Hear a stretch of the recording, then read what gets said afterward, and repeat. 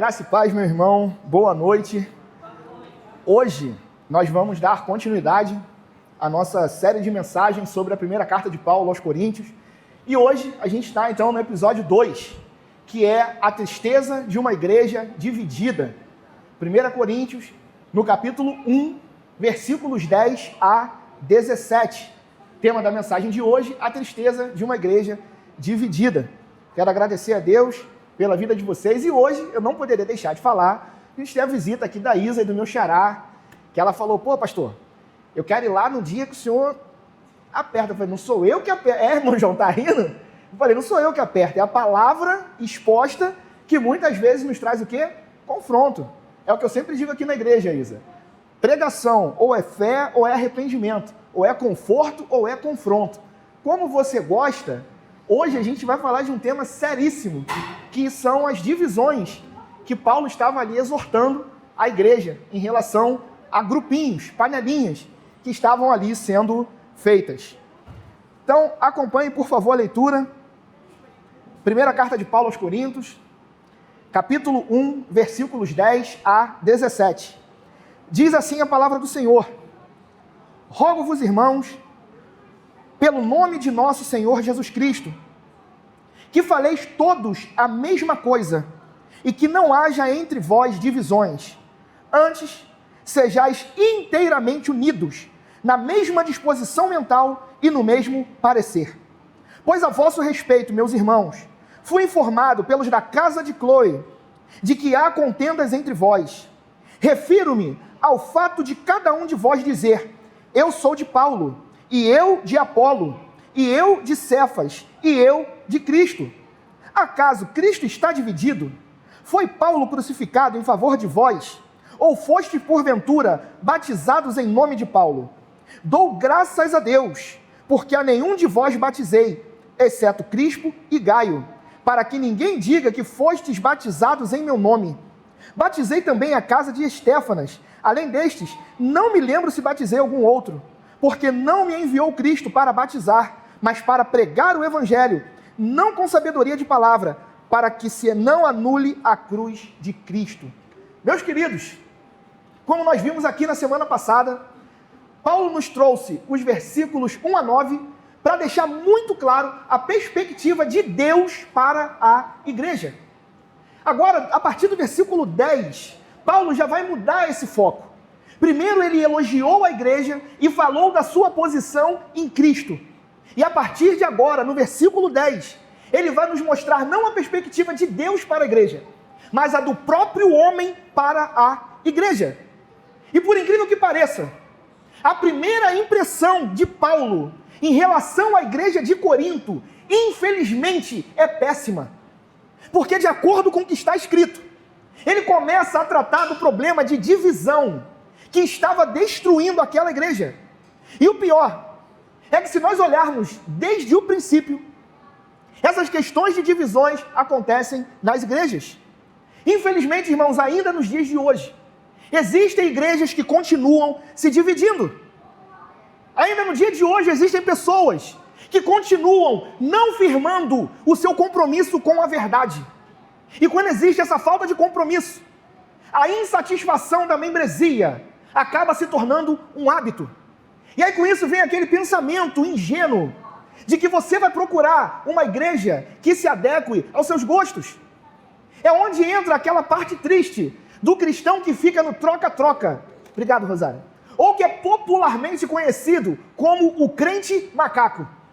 Porque assim como o macaco fica pulando de galho em galho, tem crente que fica pulando de igreja em igreja. E ele fica procurando não uma igreja bíblica, mas uma igreja onde ele se sinta bem, independente da doutrina. E aí nos versículos 10 a 17, Paulo então ele vai combater esse fanatismo. Porque, meu irmão, não se engane, nós como igreja fomos chamados por Deus para ser um corpo, para sermos uma família, para sermos um templo espiritual. Mas infelizmente, desde aquele tempo, um dos maiores perigos que a igreja continua enfrentando é o partidarismo, é a divisão interna. Ainda hoje nós temos pessoas que se identificam mais com os líderes humanos do que com a pessoa de Cristo. Eu tenho certeza que você já viu crente brigando por causa de ministério, crente brigando por causa de liderança, crente brigando por causa de ministérios onde existem preferências pessoais. E aí Paulo, de uma forma muito severa, vai trazer para nós algumas lições nessa noite. Começando pelo versículo 10. Ele diz assim: rogo-vos, irmãos, pelo nome de nosso Senhor Jesus Cristo, que faleis todos a mesma coisa, e que não haja entre vós divisões, antes sejais inteiramente unidos, na mesma disposição mental e no mesmo parecer. O que Paulo está dizendo aqui? Paulo está iniciando, exortando os coríntios a buscarem unidade. E ele começa dizendo assim: rogo-vos. E o que é rogar? Rogar é algo que está acima de uma petição. Rogar é uma súplica, é implorar. O que Paulo está dizendo é o seguinte: meus irmãos, eu estou implorando, clamando por essa igreja, que não haja divisões entre vocês. Em outras palavras, meu irmão, isso aqui não é só uma instrução administrativa. O que Paulo está fazendo é um clamor pastoral, porque Paulo ele sentia dor em ver uma igreja dividida. E depois ele mostra em nome de quem ele está pedindo essa paz na igreja: pelo nome do nosso Senhor Jesus Cristo. E aí eu te pergunto, Isa, por que Paulo está usando o nome de Jesus para promover essa unidade? Porque igreja não tem a ver com social. Meu irmão, unidade na igreja é cristológica. É por isso que Paulo usa o nome de Jesus, para que eu e você possamos entender que quando a gente se reúne aqui, isso aqui não é um evento social. Para você entender que quando você se reúne aqui, não é para você encontrar com seus amigos. É para você sair de casa e entender que aqui é um lugar de promover comunhão e adorar a Deus. É por isso que ele usa o nome de Jesus, porque nós estamos unidos pelo mesmo Cristo. Nós fomos lavados pelo mesmo sangue e nós pertencemos ao mesmo Senhor. Então, quando você age de forma a dividir a igreja, significa que você está agindo contra o nome de Cristo. É por isso que ele implora para essa igreja, para que não haja divisões entre eles. Deixa eu te falar uma coisa, meu irmão. Quando você trabalha de forma individualista, isso é rebeldia contra o nome de Cristo. E é por isso que Paulo ele vai nos dar aqui 3 marcas de uma igreja saudável. Primeiro, que faleis todos a mesma coisa. O que ele está dizendo aqui não é uma uniformidade absoluta nas falas, mas é uma uniformidade na concordância, no foco, que é a propagação do evangelho. Ninguém na igreja, meu irmão, tem que ter preferências pessoais. Tem que existir uma harmonia doutrinária na igreja. Em outras palavras, meu irmão, se a igreja está dividida, é sinal de que o foco da igreja mudou. Se o foco é alcançar outras pessoas, se o foco é propagar o evangelho, mas a igreja faz isso de forma dividida, significa que nem os de dentro foram alcançados ainda. Porque nem os de dentro entenderam o que é unidade. E aí a gente sai do foco do evangelho para buscar interesses pessoais, para formar grupinhos dentro da igreja. Segundo, que não haja entre vós divisões. Paulo agora está pedindo para essa igreja: evita panelinhas, evita os partidarismos, evita, meu irmão, criar grupos em detrimento do restante da igreja. Essa palavra divisão no grego, ela indica rupturas internas que prejudicam a comunhão da igreja. O que Paulo está querendo dizer então? Toda panelinha na igreja é prejudicial para a unidade do corpo de Cristo. Porque quem faz panela não está lutando pela causa do evangelho, está lutando pelas suas próprias causas. É por isso que grupinho é danoso dentro da igreja. Porque é o tipo de gente que não pensa no todo, mas pensa nos seus. Aí entra aquele problema de vir para a igreja só para fazer a sua parte. Entende o perigo, Cássia? Porque aí você não está pensando em todo mundo. Você está pensando só naqueles que fazem parte do seu grupo. E isso não é corpo. Isso é divisão. E terceiro, ele diz que sejais inteiramente unidos, na mesma disposição mental e no mesmo parecer. Ou seja, unidade não significa unidade absoluta, mas é pura e simplesmente você buscar harmonia de propósito e pensamento em relação ao evangelho. Ou seja, o que é a mesma disposição mental? é a mesma atitude interior.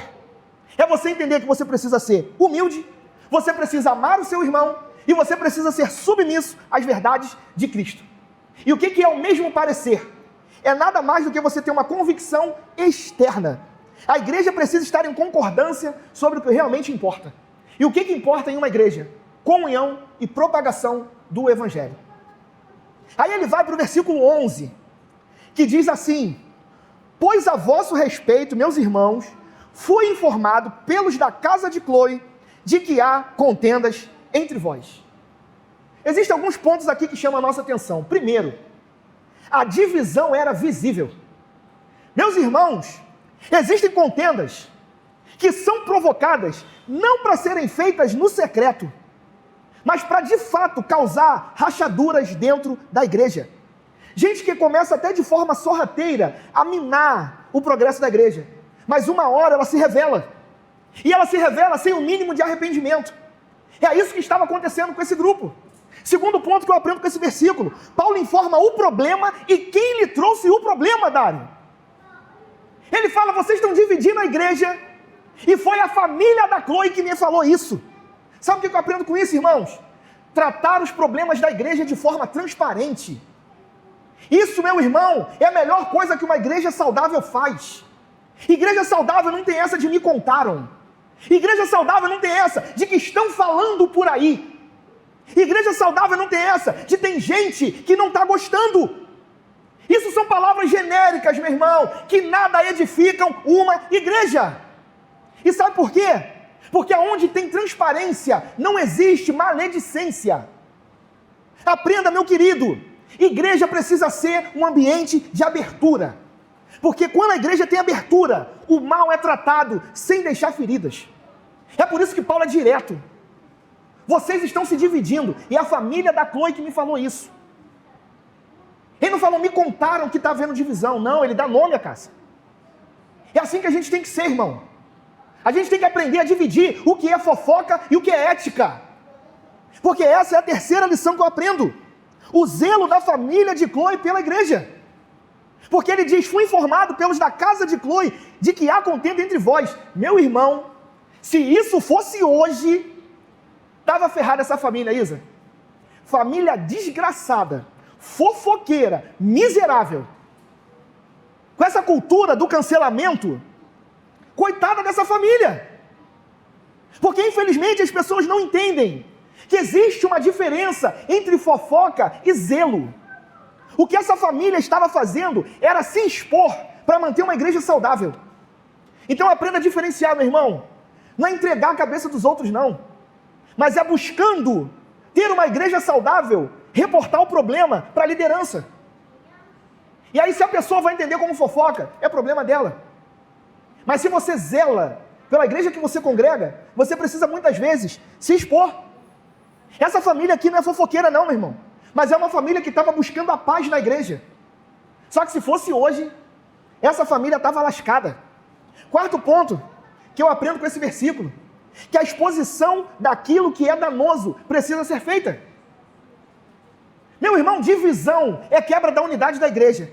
E essa família foi lá e se expôs. Sabe o que Paulo está nos mostrando aqui? Igreja não pode perder tempo com picuinhas. Ah, Cássia, falaram que você não lidera bem as crianças. Vai resolver alguma coisa? Então para que eu vou levar para Cássia? Ah, Dário, falaram que você toca muito mal o teclado.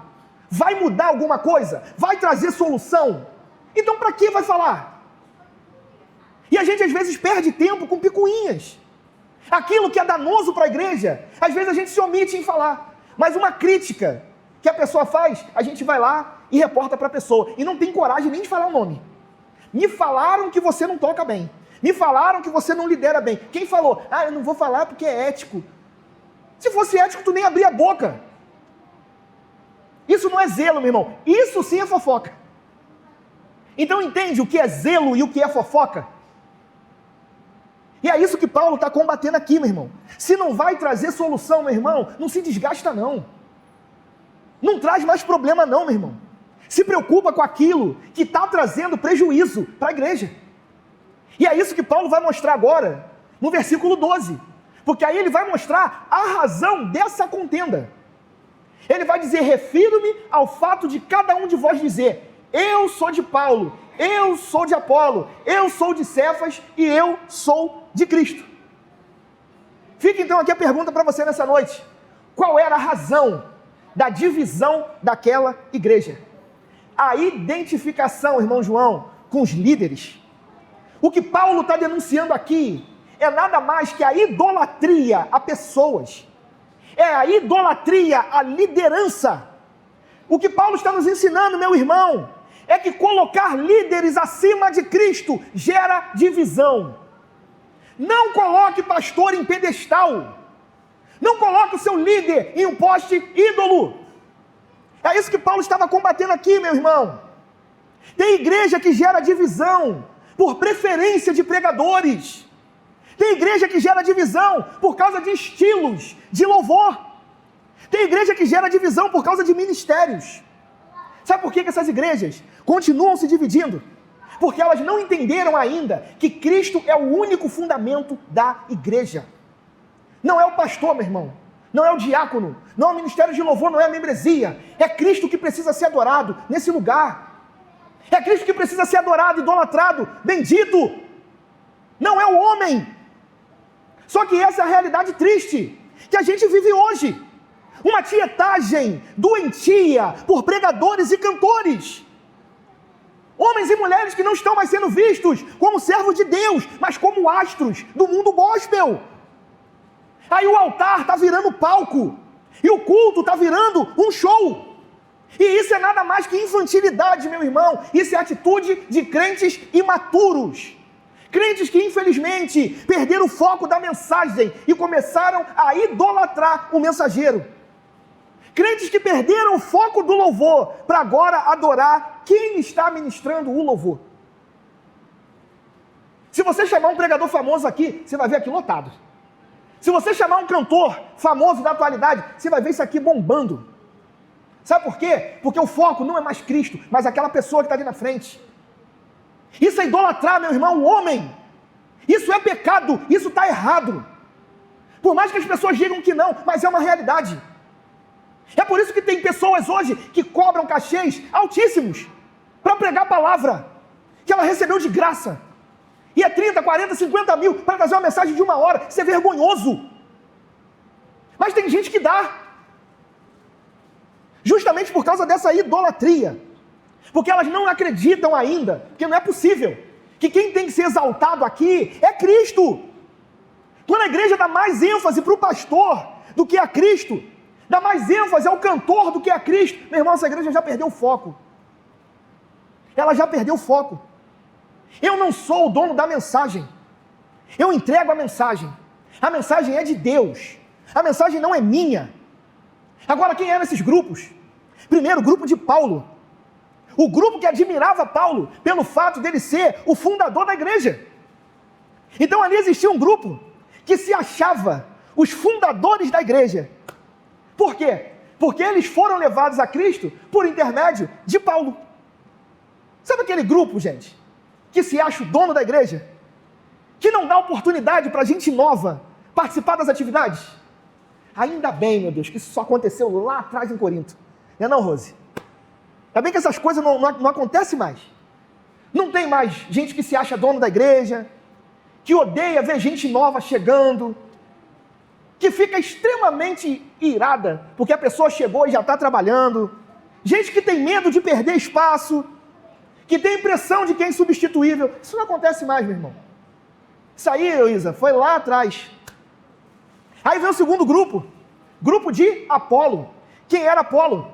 Apolo era um homem de Alexandria, que era o centro da atividade intelectual do mundo. Apolo era um cara extremamente eloquente, era um grande intelectual que se converteu a Cristo. Então as pregações dele tinham muita eloquência. Então todas aquelas pessoas que se identificavam com a filosofia começaram a seguir o Apolo. E aí eles começaram a ter aquela seguinte ideia: cristianismo precisa se transformar em filosofia. Em outras palavras, Érica, era aquele grupo dos intelectuais. Mas hoje a gente não tem mais os sabichões da igreja. Era só naquele tempo. Aí veio o terceiro grupo, o grupo de Pedro. Esses seguiam o apóstolo Pedro, que ali é chamado de Cefas. E Pedro, ele foi levantado para pregar para os judeus. Então o grupinho de Pedro ia nas sinagogas, mas eles observavam a lei e observavam os ritos judeus. Em outras palavras, meu irmão, esse grupo era um cristão judaico. Era um crente, Dário, que não abandonava o judaísmo. Coisa também que só ficou lá atrás. A gente não tem hoje evangélicos judeus. A gente não tem hoje evangélico usando quipá na cabeça, talite judaico no pescoço. A gente não tem igreja tocando chofar. A gente não tem igreja fazendo procissão com a Arca da Aliança. São os grupos legalistas da igreja. São pessoas que estão costurando o véu que Cristo rasgou na sua crucificação. E por último, o grupo de Jesus. Que aí você pensa, esse grupo está certo. Seguidores de Cristo.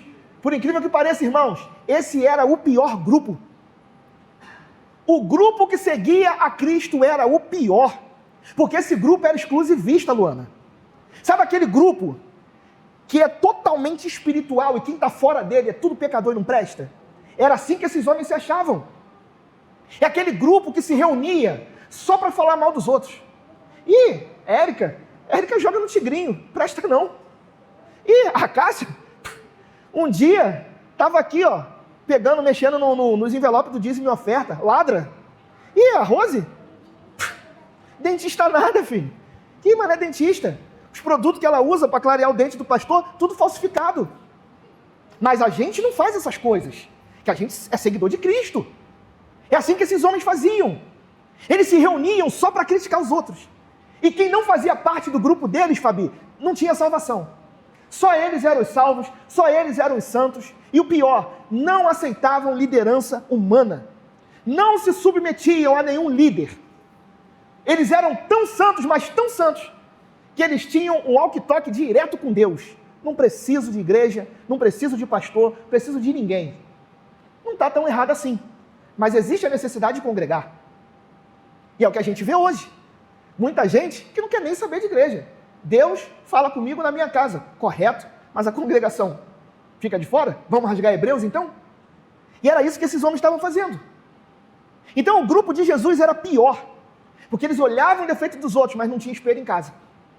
E é exatamente uma das realidades que a gente consegue ver ainda hoje. Só que aí agora Paulo vai dar a cartada final. Olha o versículo 13 e 14, o que ele diz. Acaso Cristo está dividido? Foi Paulo crucificado em favor de vós? Ou fostes, porventura, batizados em nome de Paulo? Dou graças a Deus, porque a nenhum de vós batizei, exceto Crispo e Gaio. Vou pedir, Camila, para você botar o versículo 13, por favor. Porque a gente vai ver aqui 3 perguntas retóricas que Paulo faz. Justamente para mostrar a insensatez das pessoas que dividem igreja. A primeira pergunta que ele faz é, Cristo está dividido? Não. Cristo não se divide dentro da igreja. Segundo, foi Paulo crucificado em favor de vós? Não. Somente Cristo foi para a cruz pelos meus e os seus pecados. Terceira pergunta, fostes porventura batizados em nome de Paulo? Não. Ninguém é batizado em nome do líder. Meu irmão, você é batizado em nome de Jesus. O que Paulo está dizendo ali é muito claro. Eu não preguei um Cristo, Apolo outro Cristo e Pedro outro Cristo. É o mesmo evangelho e o mesmo Salvador.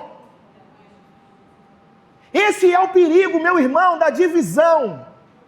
Faz com que cada um tenha o seu Cristo preferido. E sabe por quê? Porque assim como acontece hoje, a igreja de Corinto estava sendo influenciada pelo mundo. Sabe por quê, Luiz? Porque Corinto era a capital dos intelectuais. Tinha uma pancada de filósofos. Aí o que acontecia do lado de fora? Esses múltiplos filósofos da cidade faziam com que eles tivessem seguidores. E isso agora estava entrando, Luiz, dentro da igreja. A mesma coisa que tinha lá fora, que eram pessoas seguindo filósofos, agora estava acontecendo dentro da igreja. Gente seguindo liderança, se dividindo, porque estava cultuando personalidades. E hoje o crente faz exatamente a mesma coisa. Meu irmão, tem gente que se sente orgulhoso, porque foi batizado por tal pastor. Isso é uma realidade triste. É por isso que Paulo fala, vocês foram batizados no meu nome, porque ele estava enfatizando demais essa questão do batismo.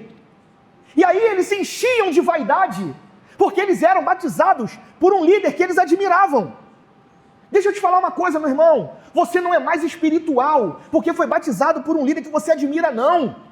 A responsabilidade de vida santa é tua. Não é porque você desceu as águas com determinado pastor. A santidade é tua responsabilidade. Não é a água que você desceu, não é o líder que te batizou. Só que tem gente que mistifica o batismo por causa da liderança e muitas vezes até por causa do local. Tu olha essas caravanas que vai para Israel. O cara faz questão de se batizar no Rio Jordão. Está todo errado, porque não existe rebatismo. Não existe você se batizar de novo. Mas aí o cara vai, se batiza de novo, e porque é o Rio Jordão, pronto. O cara já sai como? Meu irmão, tipo o Cavaleiro do Zodíaco, o Cosmo, aquela áurea de santidade, que ele toma coca, rota a santidade. Porque foi no Rio Jordão. E o que isso tem a ver? Porque é isso que Paulo está falando ali, meu irmão. Nada disso importa. O teu batismo é em nome de Jesus e só no nome dele. O teu vínculo espiritual não é comigo como pastor, é com Cristo. Esse é o teu vínculo espiritual, meu irmão. É por isso que ele está falando, para de idolatrar liderança. Você tem que ter sim orgulho do teu batismo, mas não de quem te batizou. Porque é tão pecador como você. Então não mistifica isso não. Entenda que a partir dali, você professou publicamente que você morreu para o mundo. Agora faz a tua parte. Abandona o pecado, vive uma vida santa. É isso que Paulo está ensinando para a gente aqui. E sabe o que eu acho mais engraçado? É a alegria de Paulo de não ter batizado muita gente. Olha o que ele fala no versículo 14, 15 e 16.